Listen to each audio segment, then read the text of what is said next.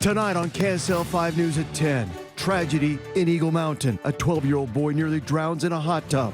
Shelby Lofton speaks to the family from the hospital. She's one of my best friends, and she saved my son's life, so we're bonded forever.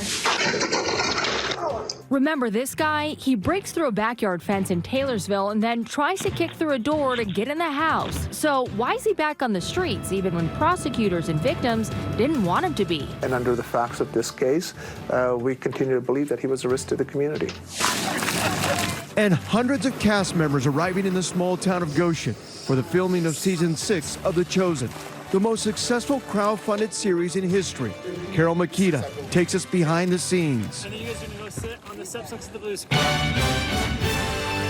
KSL News at 10 starts now. Thanks for joining us tonight, a KSL exclusive. We're hearing from the mother of a 12-year-old boy found unresponsive in an Eagle Mountain hot tub this weekend. We're told this happened right after his 6th grade graduation. News specialist Shelby Lofton spoke with that mother this evening. And Shelby, this is every parent's worst nightmare. What happened here? Yeah, Dan and Ashley, this mom told me had it not been for an off-duty nurse who was nearby, she could have been telling a very different story tonight. Her son Jason Thorpe was celebrating his last day of 6th grade Friday when this accident happened. And tonight his mom says she's sharing her story so it helps other children stay safe this summer. And Thorpe said Jason was at a friend's house just next door to hers. He and his classmates were playing games in the hot tub, as young kids do. She says from what she's heard, they were talking about how long they could hold their breath underwater, and her son tried to stay under for 5 minutes. They believe at some point Jason passed out while holding his breath. An adult at this party pulled him from the water, and it just so happens one of the moms who was there is an off-duty nurse. She performed CPR for about 7 to 9 minutes until firefighters and deputies arrived, and says her actions likely saved his life. Jason was taken to Primary Children's Hospital in Lehigh. He's in the ICU where he's been kept sedated, intubated, and he's on a ventilator. His mom says he's showing signs of progress, but this won't be an easy recovery. The kids that were with him were not aware of what to look for. So being underwater too long is not cool. It's not funny.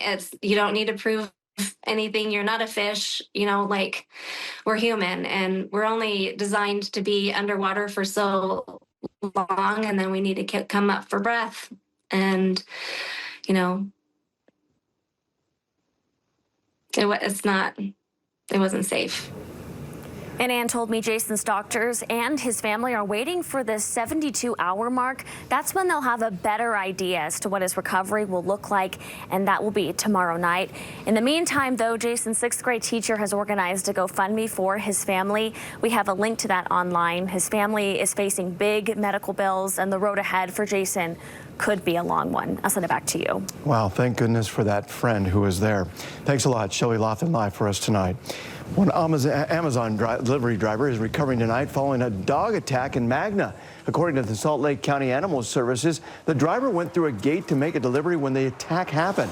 They say there were 2 or 3 dogs involved, and they were not loose. The driver is expected to be okay, and the dogs have been placed on a 10-day home quarantine, which is standard in a case like this. KSL has learned the man caught.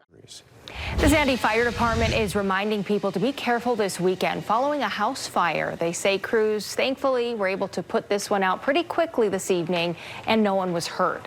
The cause of this fire is under investigation. Firefighters... Our nation's fallen heroes. Well, thousands will head to local cemeteries this weekend to remember and honor their loved ones. This was a scene earlier today at the Wasatch Lawn Memorial Park in Mill Creek. See, very packed there. You can see a lot of people delivering flowers to the graves. Tomorrow is also expected to be busy at several cemeteries across the state. Now, there are several ceremonies that you can attend tomorrow as well. Lieutenant Governor Henderson will speak during a program at Larkin Sunset Garden Cemetery in Sandy at 10 a.m. The Utah Department of Veterans and Military Affairs will also host a ceremony on the south steps of the Utah State Capitol. That one begins at 10 a.m. as well and will feature remarks from Utah leaders, musical performances, and a 21-gun salute. In Ogden, you can see a memorial.